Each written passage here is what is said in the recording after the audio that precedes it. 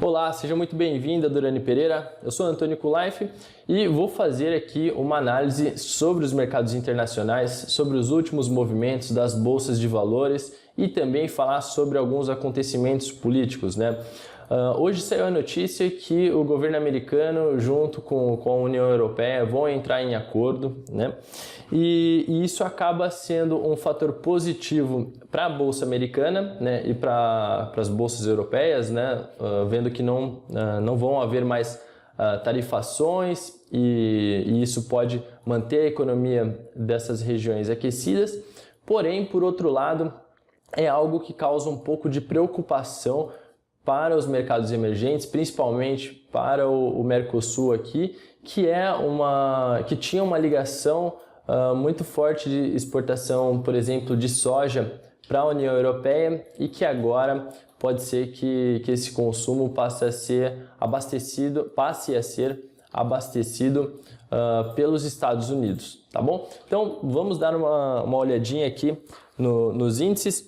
Eu queria começar falando pelo dólar, antes de entrar nos índices, né? O dólar contra o real brasileiro, que fez aqui uma pequena correção, né? Chegou a bater os 3,94, voltou para uma região de suporte que é os 3,70. Hoje recuando um pouco, ontem subiu. Então nós acreditamos que aqui nos 3,70 e um pouquinho mais abaixo para os 3,60 é uma região onde o dólar possa sentir, né, essa correção, essa queda e voltar a subir. Principalmente porque, olhando aqui para o gráfico Ibovespa, né, nós temos uma correção da queda que ele fez aqui no passado, né? Então, por exemplo, ele caiu 20%, corrigiu aqui.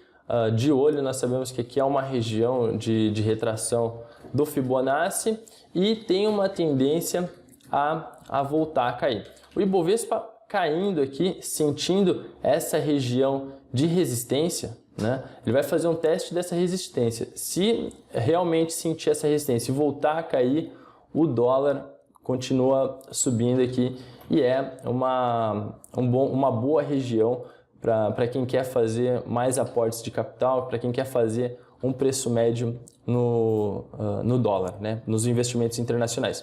E outra coisa que eu gostaria de mostrar é esse gráfico aqui de baixo, que é o euro contra o real brasileiro.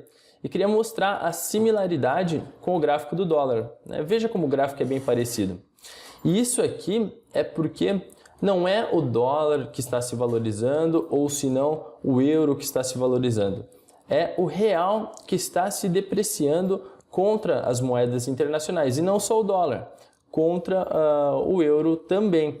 Então, por isso que o gráfico é muito parecido. Se você pegar, por exemplo, o gráfico do franco suíço contra o real, nós vamos ter também, veja, um gráfico parecido. E novamente a confirmação de que não é as moedas internacionais que estão se valorizando, mas sim o real brasileiro que está se desvalorizando. E agora vou para a minha plataforma Saxo Trader Pro para falar um pouco sobre os índices internacionais, né? Vamos começar pelo S&P 500. No passado, quando ele estava nessa região aqui de consolidação, nós falamos, saindo do triângulo, né, saindo desse triângulo azul, que era uma região de consolidação, o S&P 500 retoma a tendência de alta. E veja, ele tocou aqui nessa média mais longa, que é a média de 200, a média azul, que é a média de 21 períodos, média mensal, retraiu um pouco até se aproximar na média de 200, tocaram aqui, sentiram essa região aqui de suporte e retomou o crescimento. Então, quando o S&P rompeu aqui, nós alertamos falando, bull market para o mercado americano continua e temos essa confirmação até os dias de hoje, vai vir fazer teste de topo histórico e se romper, continua a tendência de alta. Mas um detalhe interessante é que a volatilidade está caindo. Então veja, existe uma tendência das bandas de Bollinger de se aproximarem. Então, isso aqui significa que a economia está crescendo conforme o previsto, mas não há uma euforia de compra, né? É só uma continuação da tendência. Aqui olhando para o ADX também confirma a alta, né? A linha verde acima dos 20, né? Que é uma unidade referência para o ADX, e também a linha de ADX mesmo, que é essa cinza, subindo, mantendo-se acima dos 20, significa tendência de alta. Então, tendência de alta para o mercado americano. Falando um pouco do Dow Jones, também teve um comportamento muito parecido com o S&P 500, fez essa consolidação, e o Dow Jones é composto apenas por 30 ações, e agora ele saiu do triângulo, retornou, fez um teste de suporte aqui na média de 200 e teve um pouco de dificuldade para retomar a tendência, mas agora começa a subir, faz esse rompimento dessa linha de resistência. Deixa eu colocar ela aqui. Aqui, ó. Faz o rompimento dessa linha que era de resistência e agora se tornou uma linha de suporte, e tem também espaço para continuar subindo. O ADX aqui também linha cinza acima dos 20, mostrando força na tendência, e o DMI+, que é a linha verde, se mantendo acima dos 20 também, tendência de alta clara. Agora, quem está forte, né, quem está mais forte do que o S&P 500 e o Dow Jones é o Nasdaq 100. Então veja, caminhou aqui com uma forte volatilidade, perto das máximas históricas, caiu menos do que o S&P 500 e o Dow Jones, e sentiu aqui também essa região de suporte, a média de 200, retomou a alta e rompeu máxima histórica já, enquanto os outros dois índices ainda não romperam as máximas históricas. Então veja, fez topo histórico há 3 dias atrás e a tendência é que continue, né? Tendência declarada de alta, a linha aqui do DMI mais positivo acima da linha vermelha, tendência de alta, e o ADX subindo acima dos 20 significa que a tendência de alta está ganhando força. Então, para quem quer se posicionar com tecnológicas, é um bom momento também. Topo histórico, tendência de alta declarada. E aqui, corroborando com isso que nós estamos falando sobre a tendência de alta no mercado americano, nós temos um outro sinal, que é a queda nas bonds de longo prazo. Então, esse aqui é um ETF que se chama TLT e ele é composto por bonds de longo prazo. E aí, o que acontece? Quando os investidores vendem, saem das bonds, né, elas têm uma tendência a cair, significa que o rendimento da renda fixa tende a aumentar, porque eles estão saindo das bonds para entrar no mercado de bolsa. Então, aqui eu vou colocar o S&P 500 para a gente fazer uma comparação. Opa, perdão, vamos voltar ali.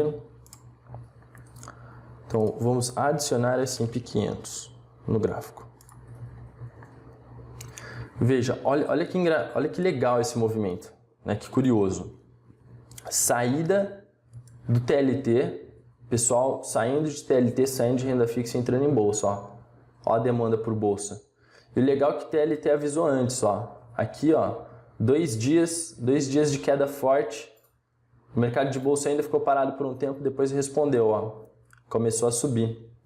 Então, acompanhar a renda fixa te ajuda também a operar o mercado de bolsa, né? Porque faz parte da mesma carteira. Os clientes saem de renda fixa, entram em bolsa, depois saem de bolsa, entram em renda fixa. E esse movimento que nós temos que ficar monitorando, tá bom? Perfeito, vamos falar um pouco agora de bolsa brasileira, porém em dólar, né? Nós vimos ali o Ibovespa com uma tendência de recuo, né? De voltar a cair um pouco, mas isso em real brasileiro.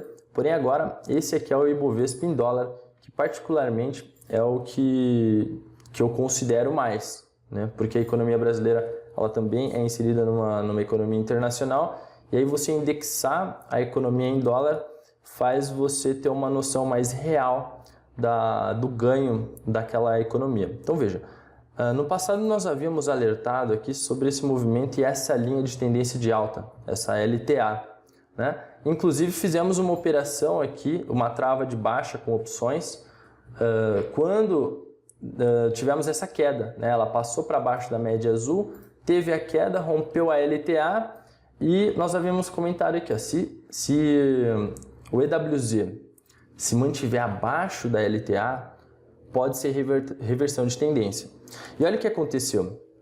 Quando existe uma reversão de tendência, a média de longo prazo é rompida também. Vocês repararam que nas bolsas americanas ela não foi rompida, né? Ela serviu como um suporte, né? A média de 200 de longo prazo.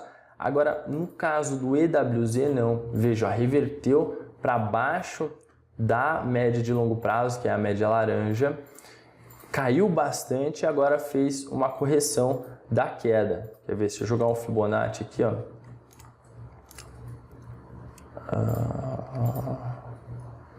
Só um minuto.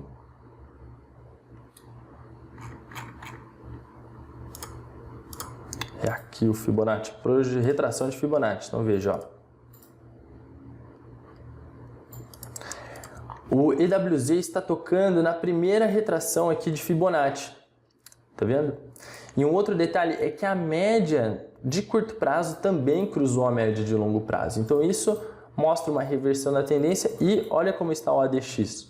O ADX mostra uma tendência forte porque é a linha cinza, ela está bem acima dos 20 e nós temos o DMI menos, que é essa linha vermelha, muito alto, né? E agora retraindo um pouco. Se ela se mantiver aqui em cima, nessa região, a linha vermelha, continua a tendência de queda.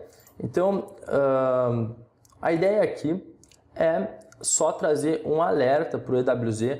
A banda de Bollinger começa a se convergir, elas começam a se aproximar. Então, isso significa que há uma previsão de queda na volatilidade.